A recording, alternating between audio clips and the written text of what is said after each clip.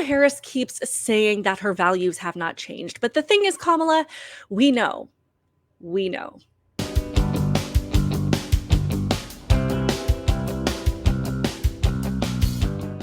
Welcome to my channel, Outspoken Samantha. If you are new here, welcome. I do appreciate you clicking on the video to watch it. And since you are here, I would love it if you would also hit that subscribe button now and make sure your notifications are turned on so that you never miss an upload and you never miss a live stream. And of course, to those of you that are returning, you know how much I truly appreciate your continued support on my channel. And I would love it if you would make sure that you are subscribed as well. So guys, just as a heads up, we are going to be talking quite a bit about Kamala Harris over the next several weeks leading up to the election, so just buckle up.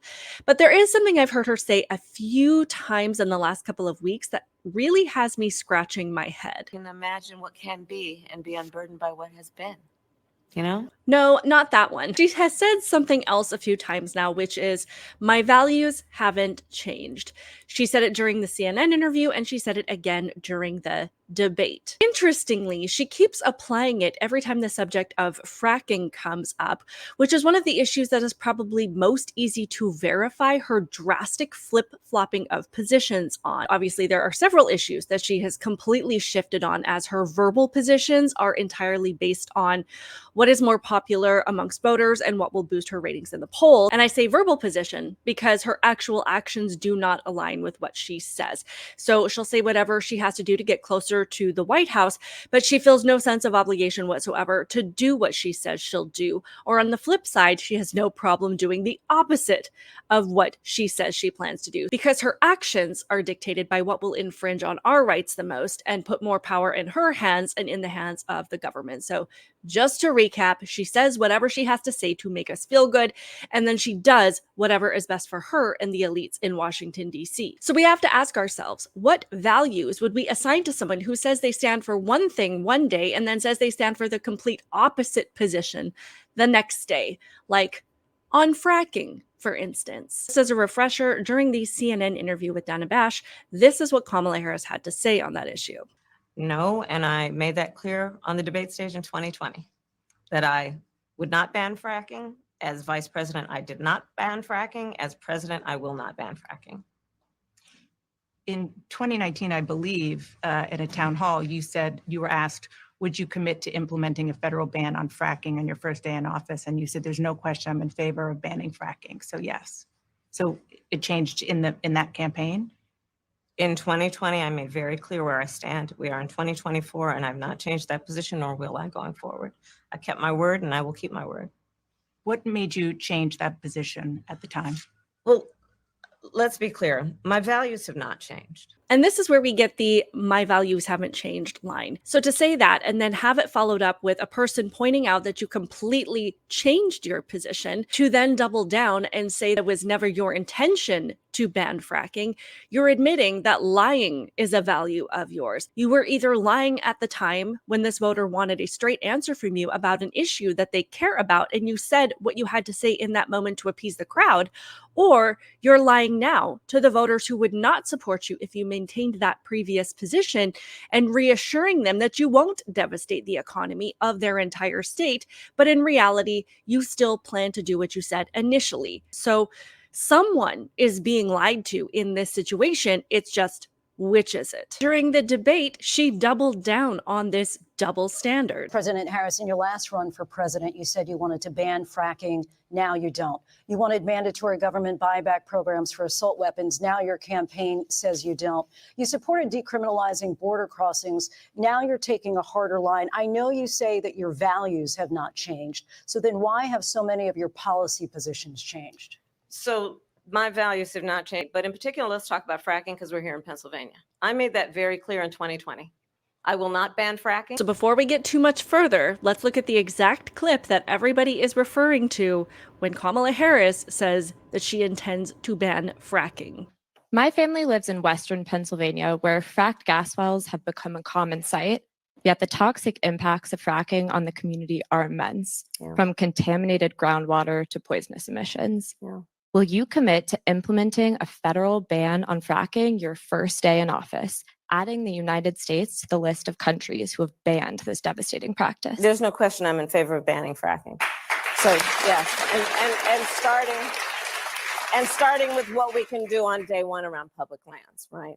And then there has to be legislation. But yes, and this is something I've taken on in California. I have a history of working on this issue. When she says this is an issue she has worked on previously in California, in that part, she was actually telling the truth. She said she didn't favor a ban on fracking now. The reality is she was one of the strongest proponents of that ban, so much so that when she was in California, she sued the Obama administration over granting fracking permits. Based on the work that she has done before and how strongly she has targeted this industry in the past, my guess is that she is flipping her position, at least verbally, because she knows she can't afford to lose Pennsylvania. But it would be naive to think that she would think twice about shutting things down immediately on day one. Because yes, while I can absolutely grant to Democrat Kamala simps who keep insisting that she hasn't done many of the things we're asking her about because she's VP, these were things that she was saying she would do if she became president. And that is what we are talking about now. If you watched my live stream the other day, you know that this is not the only lie that she told during Tuesday evening's debate. And then this business about taking everyone's guns away. Tim Walz and I are both gun owners. We're not taking anybody's guns away. So stop with the continuous lying about this stuff. Do you believe in the mandatory buyback of quote unquote assault weapons? And whether or not you do, how does that idea not go against fundamentally the Second Amendment? Yeah, great question. I do believe that we need to do buybacks. I support buybacks. We have to have a buyback program, and I support a mandatory buyback program. So there you have that. And I do need to respond to a recent commenter on my channel that said mandates are not laws. And of course they're not. But it's just like the COVID vax mandates when the government gives you the option to either comply or lose your ability to work. It's the illusion of choice. They're saying, of course, it's completely up to you. We won't force you, but you won't have the ability to feed yourself or your family if you make the wrong choice. So it's not really a choice, is it? This is a very dictator-esque way of approaching things. This is a reminder, even Joe admitted during the debates in 2020, even though it's debatable whether or not he actually believes in the Constitution, that gun confiscation of any kind is unconstitutional.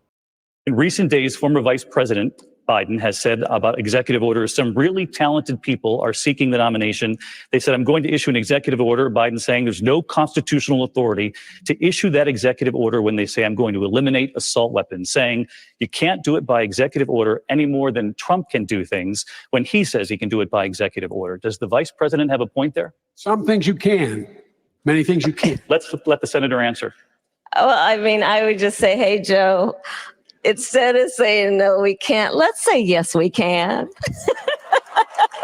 Let's be constitutional. Let's hope that also reminds people why nobody liked this woman in the first place. So as far as lying being a value, as most of you probably are aware by now, there were several lies that Kamala Harris told during the debate that shockingly or unshockingly, the ABC moderators did not bother to fact check her on. Maybe they just thought that doing so would make the debate 3 times longer. But she went with the very fine people hoax, which honestly takes a lot of guts to bring up these days, because that is something that has been discredited so many times by both the right and the left, that if you even try to point to that now, it shows an unimaginable level of dishonesty. And not only that, it shows an immeasurable level of disrespect to your voters, because you truly have to believe that the people that support you are not interested in research and that they don't care if you lie.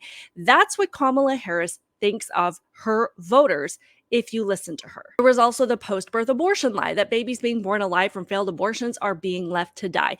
I know that Trump used the word executed, but using that word just gives the left an out to say, no, we're not executing babies. But Tim Walz's own state of Minnesota, he signed legislation to repeal the protections of babies born alive from these failed procedures, meaning doctors and nurses are prohibited from administering medical care, and these babies are left to die. He also eliminated the reporting requirement, so it's easy to pretend that these heinous and inhumane things that he signed into law and is allowing to happen are actually not happening. And I mean, what kind of a person do you have to be to do that? And not to mention, Kamala Harris has always been known as having the most extreme positions on abortion of any other senator. And saying that you don't support restrictions or referring to it as a woman's right to choose every time you're asked if you would support banning late-term abortion is the same thing as saying, I support abortion through all 9 months, because no restrictions means anything goes. But constantly saying a woman's right to choose is easier for voters to digest. It makes an absolutely despicable, vile, evil practice sound compassionate. My values have not changed. She even had the audacity to bring up the bloodbath lie that the media absolutely had a heyday with, even though if you listen to the entire clip of Trump speaking, instead of the one teeny tiny little clip that the mainstream media put together to make it sound a lot worse than it actually was, you know that he was using a common phrase that is used in the auto industry when you know things are about to crash. My values have not changed. Cannot deny that Kamala has flipped and twisted her words so many times. So you have to ask yourself what this means to you as a voter. I mean, she and Joe